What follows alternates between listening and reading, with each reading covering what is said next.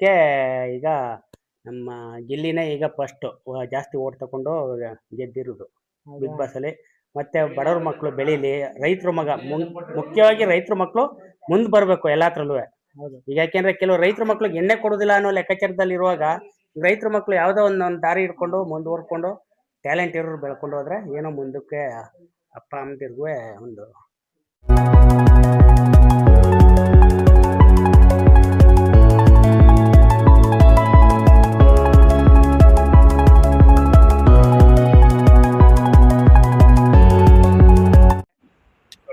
50 rupees ಕೊಡಿ ಸಾಕು.